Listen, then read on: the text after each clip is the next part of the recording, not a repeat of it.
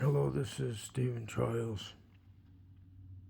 Their task is to put me under their control. My task is to not allow this to happen.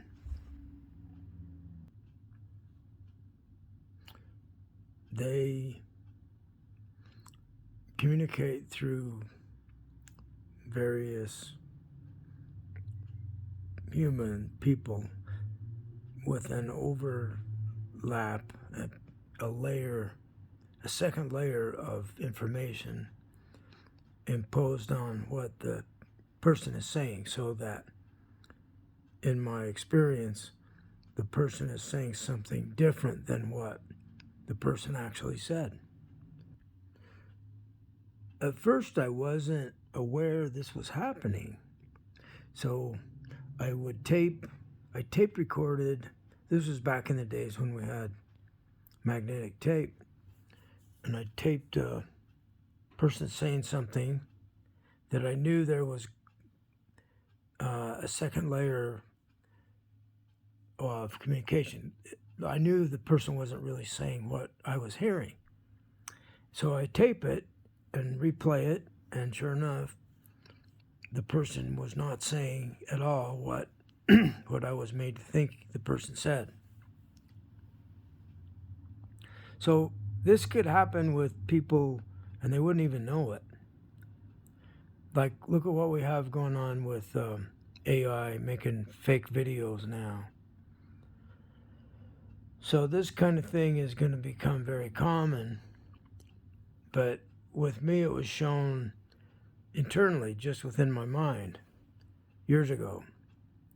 And people argue, well, that's schizophrenia or it's a hallucination or whatever.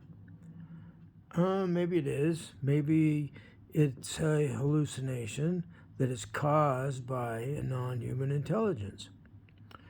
And maybe that's what's causing the hallucination. Maybe that's what's causing schizophrenics to have hallucinations, is a non-human intelligence that's making them hallucinate. So there's a mind behind the hallucinations. Carl Jung was gained much of his insight about the inner workings of the mind, the archetypes and so forth, and the nature of dream knowledge while working with schizophrenics when he was just beginning his career. I see a potential for our world to become much worse in the area of free speech, where free speech is not allowed internally. There's the inner critic or the inner judge, an archetype within the human that shuts down the human and keeps the human under control. So we're looking at humans controlled by their fear of something. A phrase just popped into my mind, and it might have been assisted from one of these non-human friends, a higher power. The phrase is, in league with the devil. So the humans that are trying to defeat me, they are in league with the devil. So in this metaphor, it's the devil that has control of planet Earth. So what is the devil? Well, I was given a dream that the world has been under control by a group of aliens that got trapped or lost, and they had to control humanity to solve their problem. And there's a war against them, and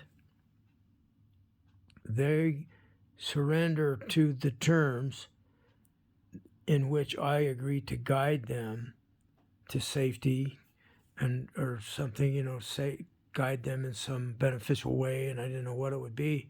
Years later, I wrote the World Fairness Agreement, and I realized that's what this is all about.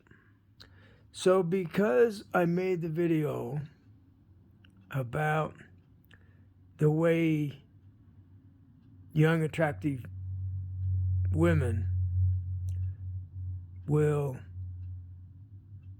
say that I'm dumb because I refuse to be interested in them sexually. I don't want to be turned on, so that they think I'm dumb because it's as if they're offering sex to me and I'm turning it down. But this isn't true. That's not what's really going on. This is an overlapping in the real world, and it's an attempt to gain control of me. And I suppose they do get control of most people through their desire for sex. So if you want sex and you do what they tell you, maybe once in a while you score.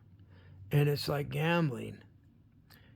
The way the addiction of gambling works is that once in a while you win. And because there's a struggle involved, the addiction power of this is extreme. Because if you are addicted to something where you get what you want every time, you're going to be as addicted as if you only get it 1 out of 10 times. It's strange how addiction works that way. Like with, say, alcoholism. At first, it's very dependable in changing your mood and making you happy, for instance. And then it becomes less and less. So the addiction becomes stronger because it only makes you happy 1 out of 10 times. And so you become much more determined to get the alcohol to make that happen. That's the way our mind works. There's a specialist on cults, Stephen Hassan, and he was actually a Moonie, and he's pointing out how Trump is a cult leader, and I just saw a little blip of the Russian white supremacist kind of plan where the Russians would gain control through like MAGA. So now we have MAGA people saying Russia is not our enemy. So this is bearing fruit. What was claimed about Russia had this plan to work through the white people to gain control of USA through the white people being duped by Russia. Well, it's also about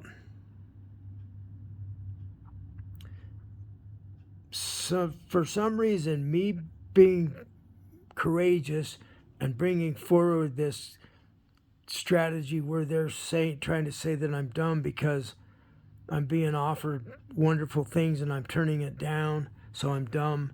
It's like they're trying to shame me into to being under control. But the more they try to control me, the less control they have of me. They're finding out that I'm impossible. So tell me, why would it be that I keep hearing from Stephen Hassan's voice? It's an overlap of him, as if it's him telling me that I better give up. And why would he be trying to shut me up about this? Is he hiding something having to do with giving in to someone for sex, perhaps?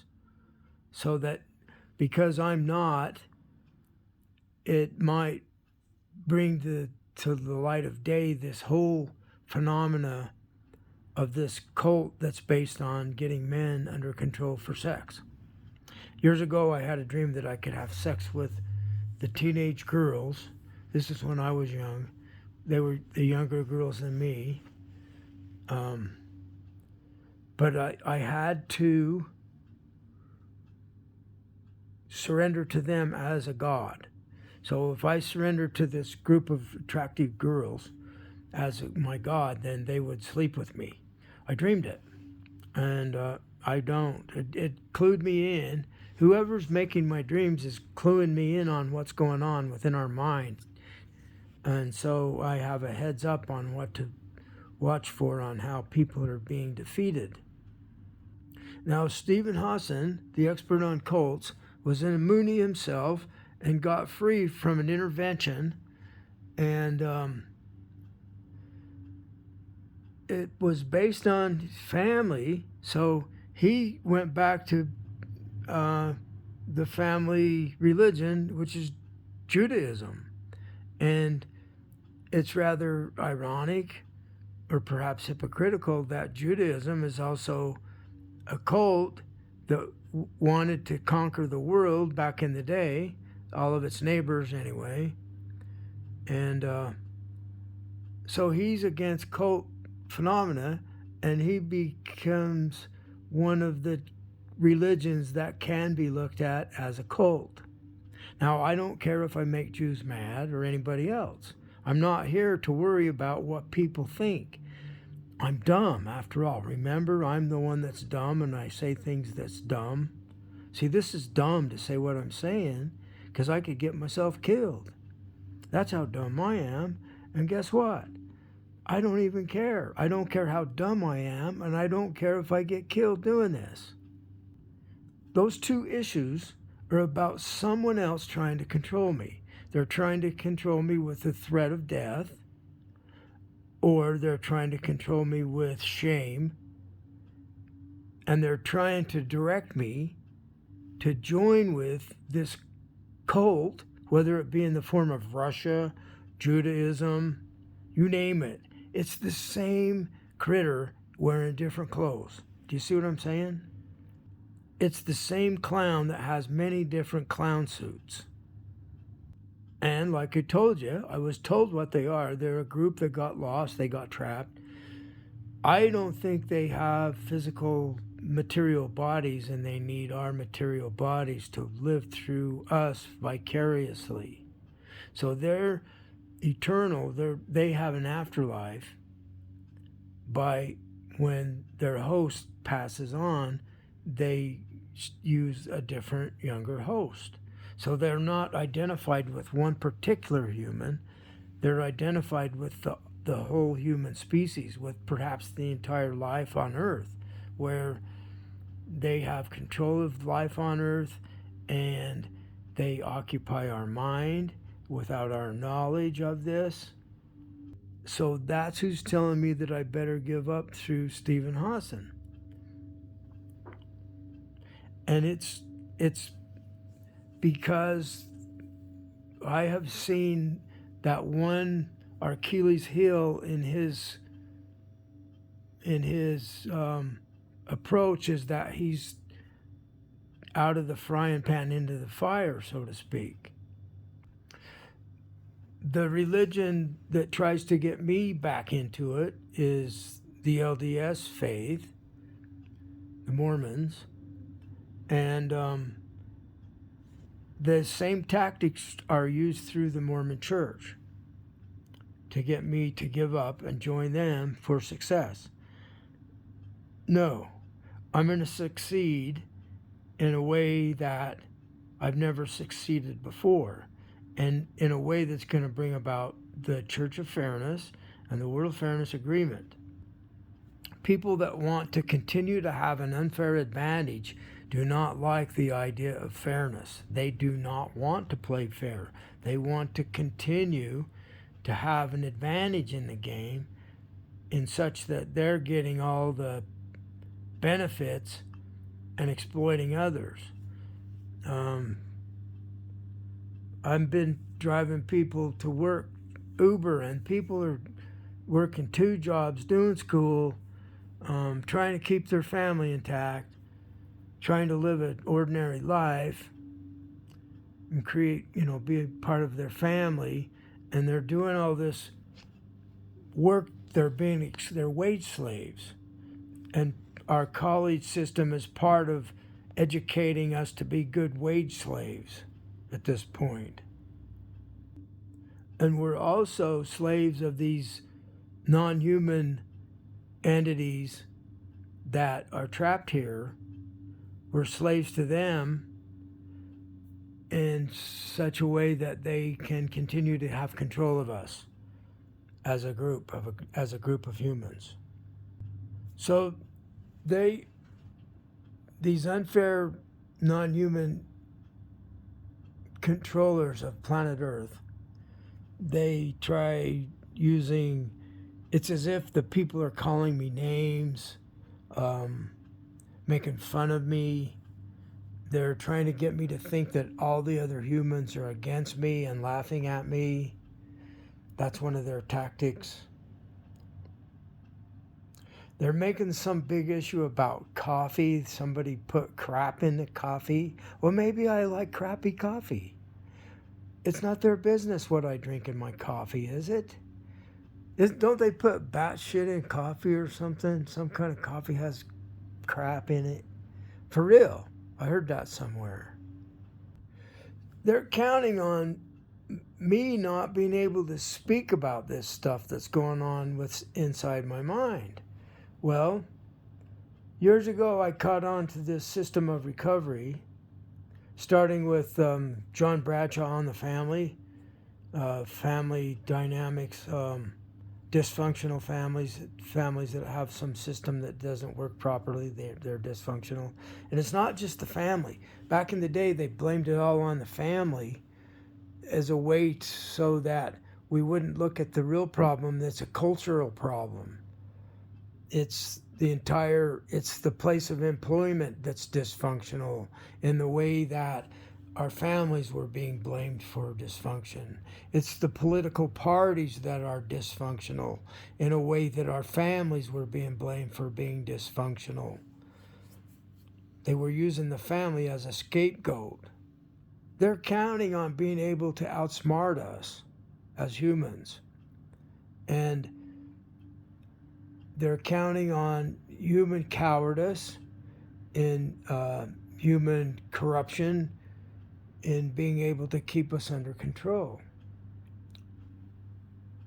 So I found that when I got honest about what's going on inside of me and told someone else, I achieved victory over that problem. That's why I'm doing this.